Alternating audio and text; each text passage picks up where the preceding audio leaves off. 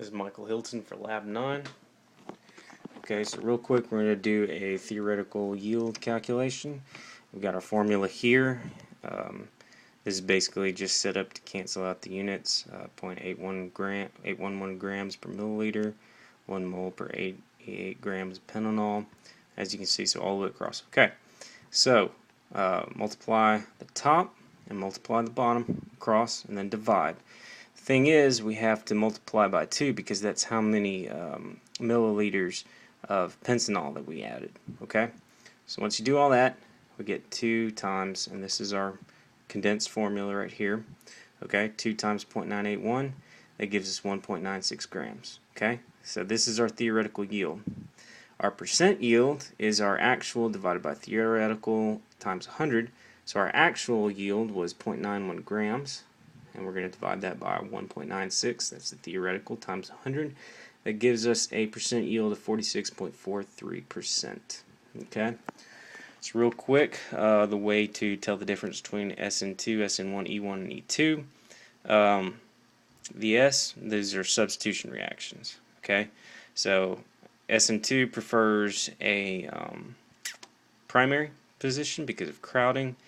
And SN1 prefers a tertiary position because a carbocation is formed and it needs to be stable.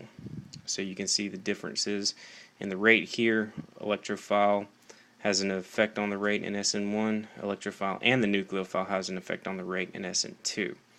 Okay, what makes a good nucleophile? SN2 takes place all in one step, so bonds break and form at the same time. So this is the energy diagram. There's just one transition state. Okay.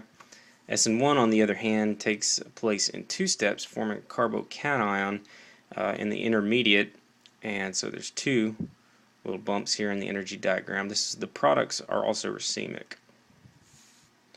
Okay.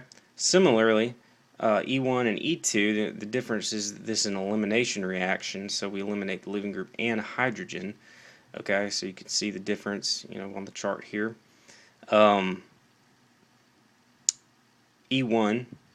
like SN1, takes 2 steps. Okay, but we have to use something called the Zaitsev rule here to make the most stable double bond. The double bond forms because since we're eliminating atoms off of there, off the molecule, we have to stabilize the molecule.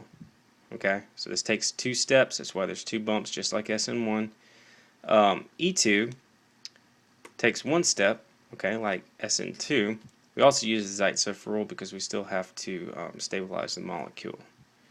Okay, so you can see the difference in the rates, just like SN1. The electrophile has an effect on the reaction, on the rate, and in E2, the electrophile and the nucleophile have an effect on the rate. Okay, so this is how you tell the difference. It's a handy chart. This is Michael Hilton for Lab 9.